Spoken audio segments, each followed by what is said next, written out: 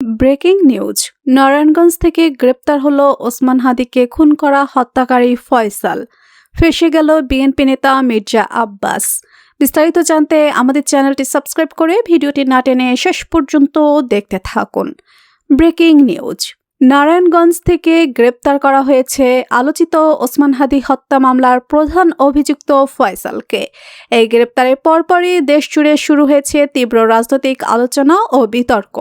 প্রাথমিক জিজ্ঞাসাবাদে ফয়সাল গুরুত্বপূর্ণ কিছু তথ্য দিয়েছে বলে আইনশৃঙ্খলা বাহিনীর একাধিক সূত্র দাবি করছে।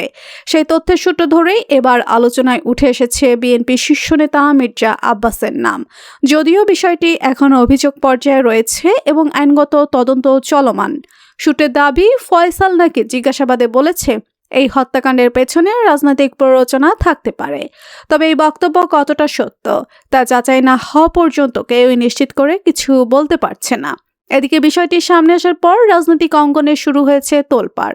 এক পক্ষ বলছে এটি একটি গভীর ষড়যন্ত্রের অংশ, অন্যদিকে বিএনপির পক্ষ থেকে বলা হচ্ছে এটি সম্পূর্ণ ভিত্তিহীন ও উদ্দেশ্য প্রণোদিত অপপ্রচার। বিএনপি নেতারা স্পষ্ট করে জানিয়েছেন, মির্জা আব্বাসের মতো একজন অভিজ্ঞ রাজনৈতিক নেতাকে এভাবে জড়ানো মানেই রাজনৈতিক প্রতিহিংসা।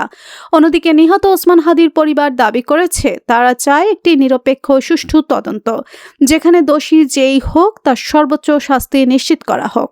বর্তমানে ফয়সাল রিমান্ডে রয়েছে এবং তদন্তকারীরা ঘটনার পেছনের প্রকৃত রহস্য উদ্ঘাটনে কাজ করছে। আইনশৃঙ্খলা বাহিনী জানিয়েছে তদন্ত শেষ না হওয়া পর্যন্ত কোনো চূড়ান্ত মন্তব্য করা সম্ভব নয়। তাহলে প্রশ্ন থেকেই যায়, এই হত্যাকাণ্ডের পেছনে কি সত্যি কোনো বড় রাজনৈতিক শক্তি জড়িত, নাকি এটি অন্য কোনো ষড়যন্ত্রের অংশ? সত্য জানতে আমাদের অপেক্ষা করতে হবে তদন্তের চূড়ান্ত প্রতিবেদনের জন্য। আপনাদের মতামত কি কমেন্টে জানাতে ভুলবেন না। ভিডিওটি ভালো লাগলে লাইক দিন, শেয়ার করুন আর এমন আপডেট পেতে চ্যানেলটি সাবস্ক্রাইব করুন। আল্লাহ হাফেজ।